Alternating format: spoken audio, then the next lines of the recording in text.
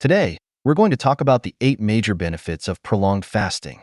Now, prolonged fasting is where you go 48, 72 hours, or sometimes even longer. Some people do it for a week, 21 days, or even longer.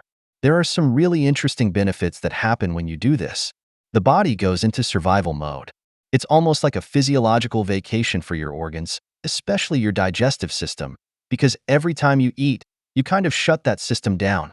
If you eat frequently, let's say 3 meals plus 2 snacks a day, you never get a chance to experience these amazing benefits. Let's dive into the first benefit.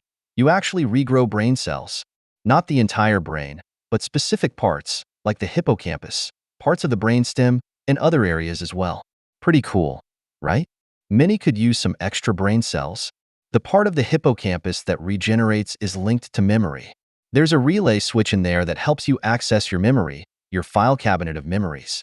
So by regenerating that structure in the brain, you can actually improve memory. Pretty awesome. Next, we have number 2, increased mitochondria. Mitochondria are the energy factories of the body. So when you fast, your energy levels go through the roof. You get incredible amounts of energy. And remember, when you fast, you're burning your fat. So, you're still eating, you're just not consuming dietary calories. Number 3 is a big one, autophagy. This is a condition in your body where it recycles old, damaged proteins and other things like microbes and damaged mitochondria. It's like a self-cleaning process, and it recycles those proteins to build new tissue. This is the epitome of anti-aging. To really get this benefit, prolonged fasting is needed. Intermittent fasting once a month, once every other month, or about 4 times a year could be great for this. Moving on, number 4, enhanced stem cell production. Stem cells are essentially cells without a purpose. They haven't yet become a specific type of cell. They just sit there until the body needs them to replace damaged cells. As you age, your stem cells decrease. The more stress you have, the more sugar you eat, or the more frequently you eat, the more your stem cell pool decreases. But with prolonged fasting, you actually enhance that stem cell reserve. This is another reason why fasting can help you feel younger. It gives you more of those replacement cells. Prolonged fasting is like a repair action for the body. Number 5, reducing inflammation. The market is flooded with drugs that have anti-inflammatory effects. Most of the money spent on drugs is for anti-inflammatories. Think about rheumatoid arthritis, autoimmune diseases, or just general pain and inflammation. Prolonged fasting is essential for addressing the root cause of chronic inflammation. For instance, diabetics often have a lot of inflammation. If you have arthritis, bursitis, rheumatoid issues, or any autoimmune conditions, prolonged fasting can really help. Autoimmune diseases always involve inflammation. That's why the standard treatment for autoimmune issues often involves steroids like cortisone shots or prednisone. They're anti-inflammatory. But the problem is, they can rebound and actually cause more inflammation, damaging the adrenal glands. Prolonged fasting, on the other hand, is a safe way to reduce inflammation, and it can greatly improve autoimmune conditions.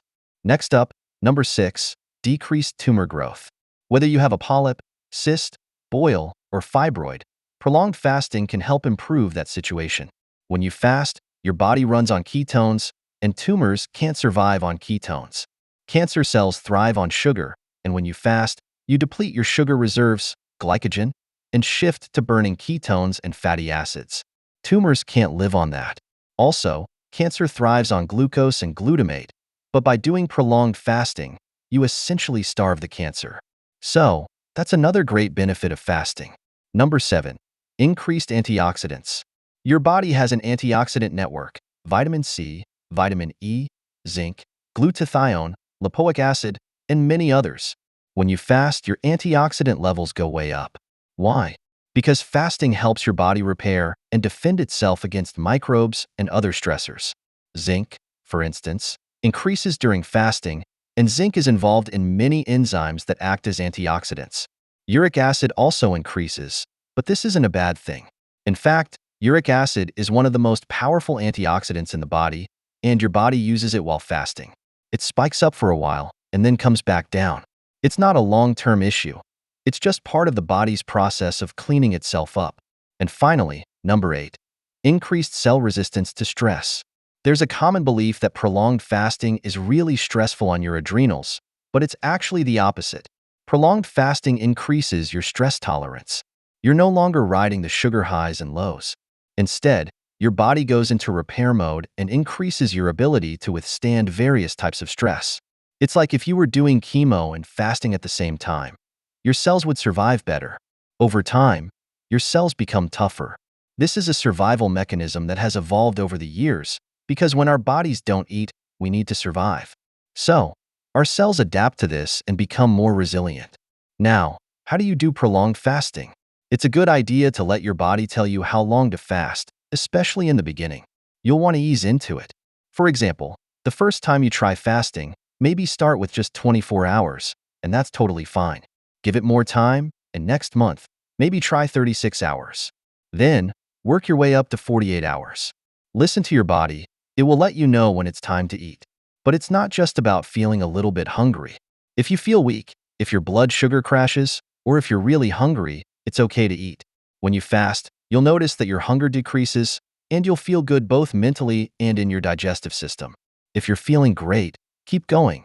There are only a few situations where fasting isn't recommended. One is if you're pregnant or breastfeeding, healthy keto is fine, but not prolonged fasting. Another case is if you're very thin and trying to gain weight, because you will lose some weight while fasting.